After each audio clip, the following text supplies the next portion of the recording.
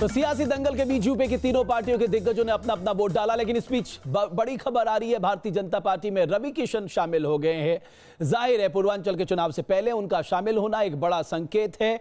रवि किशन ने 2014 का चुनाव कांग्रेस के टिकट पर लड़ा था, उनका हृदय परिवर्तन हुआ और अब वो बीजेपी के लिए चुनाव प्रचार करेंगे। मुझे लगता है मनोज तिवारी के बाद दूसरे भोजपुरी नेता हैं रवि किशन जो बीजेपी में शामिल हुए हैं। का करप्शन का बैकग्राउंड बाटे वो पूरा दुनिया के मालूम। फ्रॉम दिस साइड मुझे ये पता चला, अपोजिशन साइड से पता चला, तो अब ये नहीं कि हम वहां से यहां आए तो हम तुरंत बुराई करने लगे।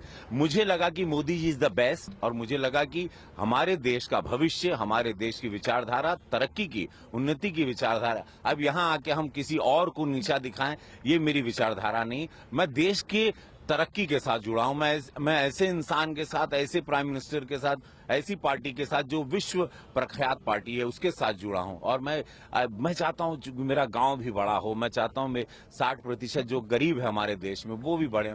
बहुत तो रवि किशन को यह समझ में तब आया जब विपक्षियों ने कहा कि साहब कांग्रेस पार्टी ने बहुत भ्रष्टाचार किया। उन्हें भी विश्वास हो गया, जी हां भ्रष्टाचार किया। बहरहाल अब कांग्रेस छोड़कर बीजेपी में शामिल हो गए। सियासी दंगल के बीच यूपी की 3 पार्टियों के दिग्गजों ने अपना वोट डाला। मायावती और राजनाथ सिंह ने जहां लखनऊ में अपना वोट डाला, वहीं अखिलेश यादव ने सैफई में मतदान किया। वोटिंग के बाद तीनों ही पार्टियों के नेता इस बात को लेकर कॉन्फिडेंट दिखे कि यूपी में जनता का फैसला उनके पक्ष में होने जा रहा है। गृह मंत्री राजनाथ सिंह, पूर्ण बहुमत की सरकार बीजेपी की बनेगी। बीएसपी सुप्रीमो मायावती 300 से ज्यादा सीटें जीतेंगे। मुख्यमंत्री अखिलेश यादव अपने दम पे सरकार बनाएंगे और 300 से ज्यादा सीटें जीतेंगे।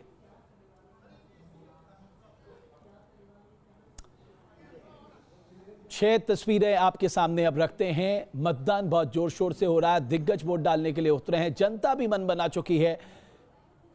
सुबह से ही हम कतारों में देख रहे हैं लोगों को, लोग अपने मत का प्रयोग कर रहे हैं। 5 तस्वीरें आपको दिखाते हैं यूपी के अलग अलग जिलों की। 12 जिलों की 69 सीटों पे मतदान हो रहा है। तो ये अपर्णा के पति हैं प्रतीक यादव, थोड़ा सा नीचे करिए, जिनकी लैम्बोर्गिनी कार को लेकर बहुत हल्ला मचा था। चलो रहने दो निकल गए। तो दिल्ली लखनऊ कैंट से अपर्णा यादव चुनाव लड़ रही हैं। मुलायम सिंह यादव खुद उनके चुनाव प्रचार में आए थे। डिंपल यादव भी पहुंची थी और उन्हें जिताने की बात कही थी। रीता बहुगुणा जोशी से उनका मुकाबला है जो कांग्रेस छोड़कर बीजेपी के टिकट पे लखनऊ कैंट से चुनाव लड़ी है। 5 तस्वीरें हैं। सैफई में अखिलेश यादव वोट डालने के लिए पहुंचे, पत्रकारों से बात की। अभय राम यादव पहुंचे, मुलायम सिंह के बेटे पहुंचे, रामगोपाल यादव और राजपाल यादव।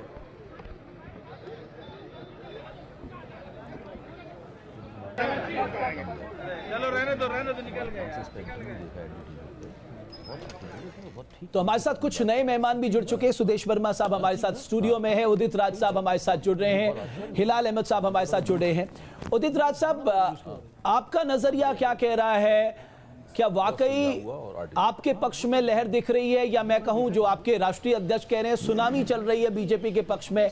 आपका भी आकलन यही है?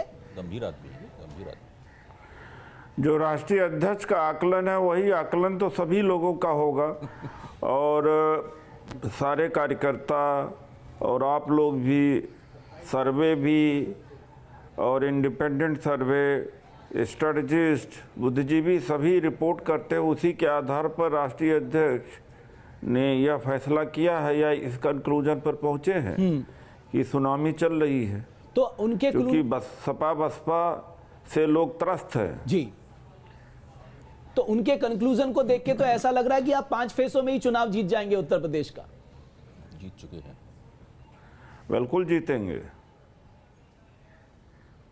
ओके, हिलाल अहमद साहब, ये अब ये थोड़ा बहुत संभावनाएं आ रही हैं कि साहब कहीं ऐसा तो नहीं आपसे हाथ मिलाकर अखिलेश यादव ने एक गलत डिसीजन ले लिया? देखिए रमेश जी, बेशक भारतीय जनता पार्टी जो कह रही है वो उसको कहना भी चाहिए।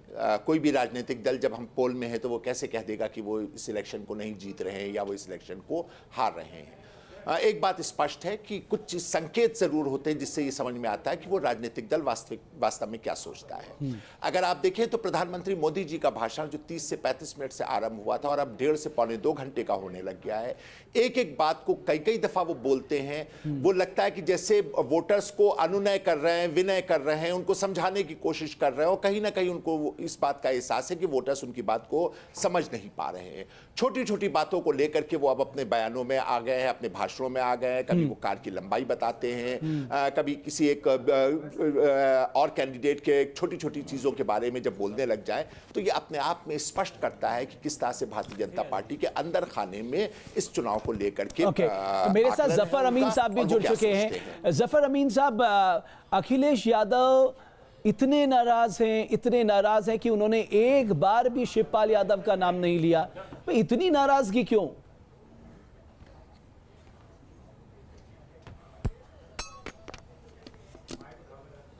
देखिए, चुनाव चल रहा है, अभी भारतीय जनता पार्टी की बात पहले कर लिया जाए रमेश भट्ट जी।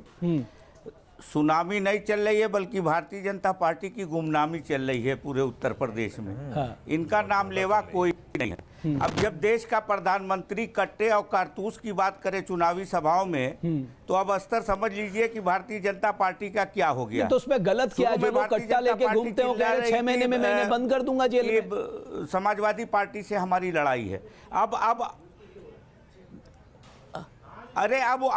उठाने की बात कर रहे हैं, कट्टे और कारतूस की बात कर रहे हैं। प्रधानमंत्री जी का जो स्तर हो गया है उत्तर प्रदेश के चुनाव में कि शर्म लग रही है। अब उनको जिस तरह का भाषण देना चाहिए, 67 में गुजरात वाले औलाद नहीं माने तो गोद लेने की बात करने लगे। ठीक है, रासवाली क्यों? ये उनकी हार का ये सीधा आप कह रहे हैं कि जो वो बयान दे रहे हैं वो हार का परिचय है। सुदेश वर्मा साहब, आप लोग कह रहे हैं कि ये साहब ये कांग्रेस और एसपी का गठबंधन अपवित्र है। अगर ये गठबंधन अपवित्र है तो बिहार में एलजेपी और बीजेपी का गठबंधन पवित्र कैसे? अगर ये गठबंधन अपवित्र है तो पीडीपी और बीजेपी का जम्मू कश्मीर में गठबंधन पवित्र कैसे? अगर ये गठबंधन अपवित्र है तो पंजाब में अकाली और आपका गठबंधन पवित्र कैसे? जरा बताइए। जी देखिए, एलजेपी सत्ता में नहीं थी बिहार में। आपको पता होना चाहिए, यहाँ कुछ दिनों पहले तक पानी पी के गाली दे रहे थे। कौन? कांग्रेस बोल रही थी 27 साल यूपी बिहार, और सारा दोष ठिकरा इन्होंने समाजवादी पार्टी। रामविलास पासवान आपकी पार्टी के प्रति क्या कहते थे? वो बयान याद दिलाऊं मैं आपको? कोई बात नहीं, रामविलास पासवान सत्ता में नहीं थे, उनके खिलाफ नहीं था। वो हमारे साथ आए एक आइडियोलॉजी पर, बिहार के डेवलपमेंट के लिए। बात आप करें अगर अकाली के साथ हमारा एक सोशल अलायंस है, सिर्फ एक पॉलिटिकल अलायंस नहीं है। इस चीज को समझने की जरूरत है। पीडीपी बीजेपी की जब आप बात करते हैं तो इन दो पार्टियों को 2 जगह भारी बहुमत से भेजा गया, वैली में और जम्मू में। वो भी आपकी आइडियोलॉजी को देखकर आपका सपोर्ट कर रहे हैं जम्मू कश्मीर? अच्छा, वहाँ आइडियोलॉजी नहीं है। बिल्कुल, वहाँ आइडियोलॉजिकल बेस्ड अलायंस नहीं है, हम बहुत पहले से बोल रहे हैं। वो गवर्नेंस के लिए है। अच्छा, वो लोगों ने ऐसा मैंडेट दिया और उसके बाद हम एजेंडा ऑफ गवर्नेंस पर मैंडेट मिला हुआ है। कोई हम ऐसा नहीं पहले से आए हुए थे कोई आइडियोलॉजी पर। लेकिन ये जो है 7 दिन पहले आप गाली दे रहे थे, ऐसा क्या हो गया कि आपका हृदय परिवर्तन हो गया? आपको 100 सीट मिल गया तो आपके सारे वो गाली जो है वो फूल में बरस गए। अरे भैया, आपको भी पता है कि आप अपने परिवार को बचाने के लिए ये अलायंस किए हैं, यूपी के लिए तो किए नहीं है। समाजवादी पार्टी में देखिए, चचा भतीजा बहू भाभी सबके सब उतरे हुए हैं चुनाव में। ऐसा कभी हुआ है? अच्छा, आप एक मिनट सुरेश वर्मा साहब, एक मिनट। अगर आपको इनका परिवारवाद दिख रहा है, जरा आपके परिवारवाद की लिस्ट देख लीजिए। नोएडा से कौन चुनाव लड़ रहा है? जो भी है वो सत्ता में पहले से रहा है, पॉलिटिक्स में पहले से रहा है। ऐसा नहीं किसी की बहू है उनको टिकट दे दीजिए, किसी की भाभी है उनको टिकट दे दीजिए। अकुश श्रीवास्तव साहब, एक मिनट। सुदेश वर्मा साहब, एक मिनट। अकुश श्रीवास्तव साहब, जब हम बात करते हैं नोटबंदी की और जब बात करते हैं किसानों की, ये सब कोई जानता है कि साहब किसान कर्ज में डूबा हुआ है। अब आप कहते हैं जी हम आएंगे तो कर्ज माफ करेंगे। आपको लगता है कि बेहतर होता जिन राज्यों में आप हैं वहां कर्ज माफ कर देते, आपकी क्रेडिबिलिटी ज्यादा होती? देखिए साहब, इन्होंने वहां कर्ज माफ कर दिया, यहां आएंगे तो यहां भी कर देंगे। देखिए, जब आप सरकार में रहते हैं तो बहुत सारी बाध्यताएं आपके पास रहती हैं। आप अगर एकदम से कोई एक ऐसा कदम उठाते हैं और ख़ास तौर से जब केंद्र की सत्ता में होंगे तो आप राज्य स्पेसिफिक कर्ज नहीं माफ़ कर सकते। फिर आपको एक जनरल पूरा व्यू लेना होगा, सामान्य तौर पर सभी राज्यों के लिए एक भूमिका बनानी पड़ेगी और उस पर सब काम होगा। तो ये इतने आसान है, ये चुनावी वादे के रूप में चाहे भाजपा करे या देश की कोई भी पार्टी करे, ये बहुत आसान काम है। प्राइम मिनिस्टर तो कह रहे मैं 6 महीने में आपराधिक तत्वों को जेल भेज दूंगा। नहीं, प्राइम मिनिस्टर बहुत सारी चीजें कहते रहते हैं या राहुल गांधी बहुत सारी चीजें कहते रहते हैं, लेकिन वो होती कुछ उस तरीके के नहीं है। कुछ एक फैसले या कुछ एक चीजों पर जरूर एक काम होता है। आप अगर 2.5 साल में, पौने 3 साल में बीजेपी, एक मिनट 2.5 साल या पौने 3 साल में अकुश श्रीवास्तव साहब, मैं आप इस बात को पूरी करिएगा। आइए 2 तस्वीरें आपको दिखाते हैं कानपुर और उन्नाव की, जहां पर मतदान इस वक्त हो रहा है और 9 बजे तक तकरीबन 12% के मतदान का अनुमान था।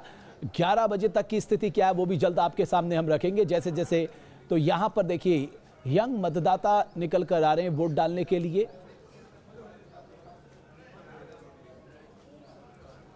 तो कानपुर देहात में 26% वोटिंग 11 बजे तक हुई है। अग्निहोत्री साहब, आपकी टिप्पणी।